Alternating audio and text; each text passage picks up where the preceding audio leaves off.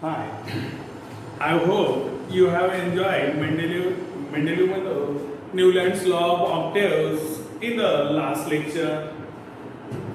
I hope. Okay, then now we will move on to another method of classification which was done by the scientists, different scientists. This is our third number, and that is Mendeleev's periodic table. Mendeleev's periodic table. First one was Doberaner's triads. Then second is Newland's law of octaves. And now we will move on to Mendeleev's periodic table. Okay. The Russian scientist Dmitry Mendeleev. आता हा Russian होता. तर पहिला बघून घ्या. पहिला कोण होता? तर जर्मन सायंटिस्ट जीडी सांगितला होता. सेकंड वाला इंग्लिश सायंटिस्ट. पहिला जर्मनी, इंग्लिश सायंटिस्ट म्हणजे ब्रिटन, आणि आता third one is Russian scientist. And again we will see the Hindri mostly. Then the Russian scientist Dmitry Mendeleev developed the periodic table of elements during the period. यानी 1869 ते 1872 या period मध्ये मेंडेलिव्हनी periodic table बनवला. So developed the periodic table of elements during the period 1869 to 1872 AD. Okay, Mendeleev's periodic table is the most important step. It is the most important step in the classification of elements. आणि मग ही सर्वात महत्त्वाची step होती की in the classification of elements. कोणाचा? तर मेंडेलिव्हचा periodic table. So Mendeleev's periodic table is the most important step in the classification of elements. आणि मग थोडी काहीतरी लय लागल्यासारखी व्यवस्थित याच्या क्रायटेरियावर येत आहे अशा प्रकारचा याने जो पिरियडिक टेबल बनवला. सर्वात महत्वाची स्टेप होती classification of elements. Mendeleev considered the fundamental property of the elements, namely the atomic mass. आणि मेंडेलिव्हने सुद्धा atomic massच कन्सिडर केलं. That is the fundamental property of the elements. What he was consider, की त्याने हेच कन्सिडरेशन ठेवलं जे पहिल्या दोघांनी ठेवलं होतं. डोबेरायनर पण ॲटॉमिक मासलाच महत्त्व दिलं होतं. न्यूलँडने सुद्धा ॲटॉमिक मासलाच महत्त्व दिलं. So does the Mendeleev. आणि मेंडेलिव्हने सुद्धा ॲटॉमिक मासलाच महत्त्व दिलं. Namely the atomic mass as a standard. आणि मग ॲटॉमिक मासलाच कन्सिडरेशन केलं, स्टँडर्ड ठेवलं की ॲटॉमिक मास, आणि याच्यानुसारच त्यांनी पिरियडिक टेबलची अरेंजमेंट केली. Then and arrange the 63 elements known at that time. मग त्याच्या वेळेला जे काही एक्झिस्टिंग 63 एलिमेंट्स होते त्याला धरून त्याने पिरियडिक टेबल बनवला. Then in an increasing order of their atomic masses. आणि increasing order of their atomic masses. तिघांचे पण फंडे सारखेच होते. ॲटॉमिक मासलाच कन्सिडर केलं, त्यांना इन्क्रीजिंग ऑर्डर मध्येच अरेंज केलं, आणि मग त्याच्यानुसार फक्त तिघांचे फंडे वेगवेगळे होते. डोबेरायनरनी 3चा ग्रुप बनवला, त्याला ट्रायड्स म्हटलं. यांनी पहिला आणि 8वा एलिमेंट सारख्या प्रॉपर्टी दाखवते म्हणून मग त्यांनी ऑक्टेव्स मध्ये त्यांना अरेंज केलं, आणि यांनी डायरेक्ट टेबलच बनवला, पिरियडिक टेबल. आणि हा जे काही अवेलेबल होते 63 त्याला अकोमोडेट केलं त्याने. पूर्ण यांना arrange the 63 elements known at that time in an increasing order of their atomic masses. Then he transformed this into the periodic table of elements in accordance with the physical and chemical properties of these elements. आणि मग त्याने काय केलं? Arrange केले हे सगळे elements atomic मासनुसार, आणि मग त्यांना एक टेबलचं स्वरूप दिलं ज्यामध्ये त्यांच्या फिजिकल अँड केमिकल प्रॉपर्टीज यांना बेस बनवल्या गेलं, आणि त्याच्यानुसार ती त्यानं अरेंजमेंट केली. So this is the formation of the Mendel's periodic table. In this fashion the periodic table is form. या मेंडेल्स म्हणतो, सॉरी मेंडेलिव्ह आणि मेंडेल ते सांगायचं होतं, त्यामुळे ते स्लिप ऑफ टंग. मेंडेल आपल्या हेरिडिटीमध्ये, आणि हा मेंडेलिव्ह Okay, so don't get confused like me in this manner. It is Mendeleev's, and that was Mendel. Then Mendeleev organized the periodic table on the basis of the chemical and physical properties of the elements. आणि मग physical and chemical properties of the elements याच्यानुसार त्यांनी periodic टेबलची arrangement केली. These were the, आता मग याच्यामध्ये physical and chemical properties त्यांनी कोणत्या कोणत्या कन्सिडर केल्या, तर दीज वेअर द मॉलिक्युलर फॉर्म्युले ऑफ हायड्राइड्स अँड ऑक्साइड्स. आता त्यांचे मॉलिक्युलर फॉर्म्युले घेतले कन्सिडरेशन मध्ये. कशाचे, तर हायड्राइड्स म्हणजे हायड्रोजन सोबत कंबाईन होऊन, अँड ऑक्साइड्स ऑक्सिजन सोबत कंबाईन होऊन त्यांचे जे काही मॉलिक्युलर फॉर्म्युले बनतील ते सुद्धा यांनी कन्सिडरेशन मध्ये ठेवले मेंडेलिव्हने. Okay, then of these elements, then melting point, boiling point, these are the physical properties. Melting points, boiling points, and densities.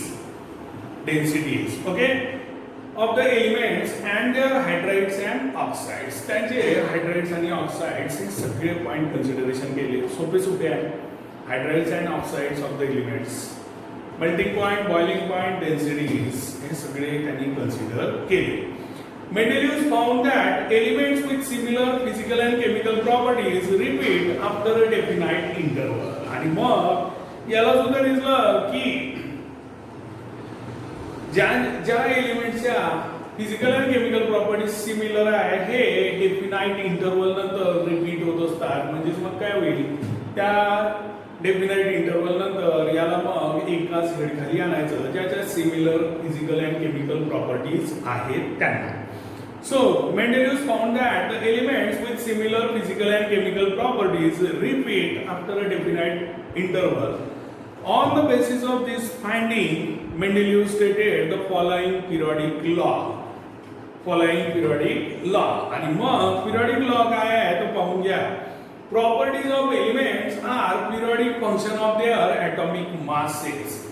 Periodic properties of elements are periodic function of their atomic masses. आता याला रट्टा मारावा लागेल आणि पाठच करावा लागेल. Properties of elements are periodic functions of their atomic masses. आणि मग जेव्हा हेनरी मोसलेच्या वेळेला होईल हाच लॉ फक्त ॲटॉमिक मासेच्या जागी ॲटॉमिक नंबर्स येईल, बाकी हा तसाच राहील. आणि म्हणून पेपरच्या वेळेला लक्षात घ्यायचं, पिरियडिक लॉ जर विचारला तर पहिले कन्फर्म करायचं whether it is of the Mendeleev or whether it is of the Henry Moseley. So you have to remember this. Properties of elements are periodic functions of their atomic masses. आता the vertical columns in the Mendeleev periodic table are called as group, while the horizontal rows are called as period. आता vertical column are called as groups and horizontal rows are called as periods. Okay, so this is H and P. सगळ्यांनी HP चा petrol pump पाहिलेला आहे, HP. Okay, so S stands for ourselves. आपल्यासाठी फक्त S stands for horizontal rows and P stands for period. So there should not be any sort of confusion regarding period and groups. Horizontal periods, HP. Vertical columns are groups. Vertical columns are groups. म्हणजे सरळ सरळ आहे. Okay, याला जर धरलं तर this is vertical column. So this will be our group. So in this fashion all these are the groups. वरून खाली जाणारे वर्टिकल कॉलम्स. पिरियड्स हॉरिझॉन्टल म्हणजे so these are our periods.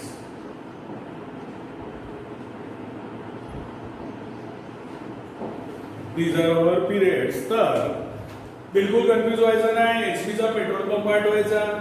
HP नक्कीच आपण पेट्रोल पंपावर गेलेला किंवा तिथून जळून तरी जातो, त्याचं सिम्बॉलच असते HP आणि त्याच्यावरूनच आपल्या डोक्यात ठेवून द्यायचं. Horizontal period.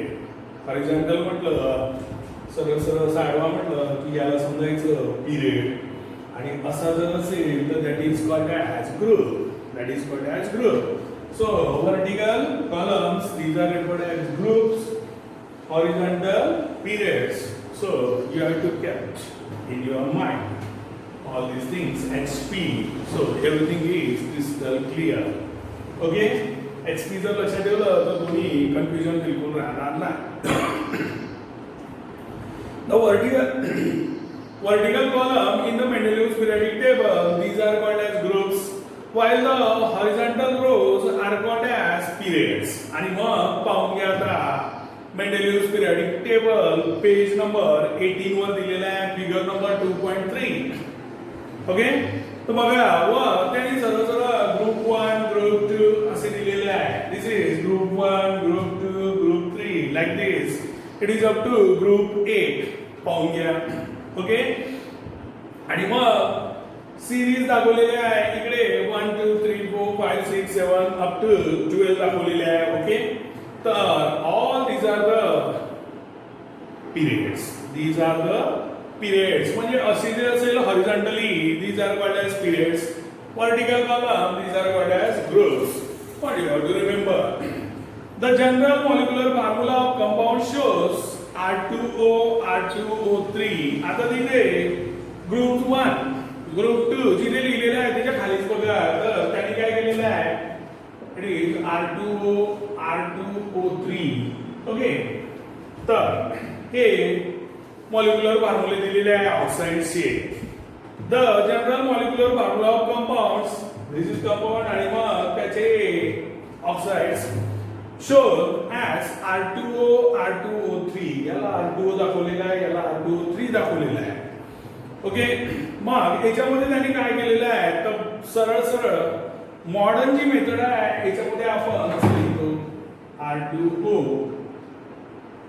R2O3 असं लिहितो. पण त्यांनी जुन्या सिस्टीम मध्ये अशा यांनी दाखवले होते की जे आता मॉडर्न सिस्टीम मध्ये आपण R2 डोक्यावर न लिहिता पायाशी लिहितो R2O, R2O3.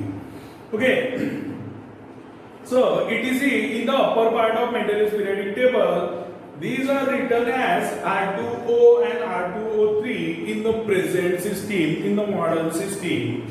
So recent time मध्ये आपण याला R2O, R2O3 लिहितो, पहिले तो असा दाखवत होता. Then introduction to the scientist. Okay, introduction to the scientist. Dmitry Mendeleev, 1834 to 1907, was a professor in the St. Petersburg University. St. Petersburg University. Okay, he made the separate card for every known element showing its atomic mass. आणि आता एवढे सारे 63 elements होते. मग यांनी काय केलं, तर 63 एलिमेंट्स साठी त्यांनी काय केले, सेपरेट कार्ड बनवलं. आणि मग he made a separate card for every non element showing it's atomic mass. मग त्या एलिमेंट आणि त्याचा ॲटॉमिक मास अशी त्यांनी 63 कार्ड बनवले. ही टूक 63 cards and on which or on each card he write down the properties of elements. आणि मग त्यांनी प्रॉपर्टीज ऑफ एलिमेंट्स लिहिल्या. म्हणजे हे त्याचं एक्सप्लेनेशन की त्याची मेहनत काय होती ते सांगतो. He sorted out the element with similar properties. मग 63 लिहिले, मग त्यांच्या सिमिलर प्रॉपर्टीज आहेत त्यांना सॉर्ट आउट केलं, वेगळं केलं, sorted out the elements with similar properties and pin the cards together on a wall. आणि मग असे जे कार्ड्स आहेत त्याच्या सिमिलर प्रॉपर्टीज आहेत त्याला पिन केलं, एकत्र केलं आणि वॉल्सवर असे लावून ठेवून दिले. He observe that most of the elements got a place in the periodic table. आणि सर्वात महत्वाचं मग त्याला असं दिसलं की एवढे ते अरेंज केल्यावर सिमिलर प्रॉपर्टीज वाले एकत्र करायचे आणि मग त्याला पंच करायचं, वॉल्सवर लावायचं. तर त्याला असं लक्षात आलं की आपण मोस्ट ऑफ द एलिमेंट्सला आपण पिरियडिक टेबल मध्ये जागा देऊ शकतो. Properties of the element. So he observed that most of the elements got a place in periodic table and were arranged in the order of their increasing atomic masses. आणि मग त्यांनी त्याला पूर्ण increasing atomic masses मध्येच arrange केले बरोबर, आणि त्याच्यानुसार पिरियडिक टेबल बनवला. It was also observed that there occurs a periodic recurrence of elements आणि मग त्याला असं पण दिसलं की periodic recurrence of elements दिसते की काही वेळानंतर with similar properties वाले सापडतातच with similar physical and chemical properties. On this basis Mendeleev formulated a periodic law आणि तो law आहे की properties of elements are periodic functions of their atomic masses. अशा प्रकारे त्यांनी periodic table ची arrangement केली. He arranged the cards in accordance with the atomic masses and properties of the elements, which resulted in the invention of the periodic table of elements. Invention म्हणजे जर समजा सर्वात पहिले जर कोणी periodic table बनवला तर याचं नाव घ्यायला पाहिजे. It is the invention. It is not the discovery. So, for the very first time, he made the periodic table, Mendeleev. Okay. Then it is about all these introductions. Then we will see the next part on page number 19. Think about it in the next lecture. Bye.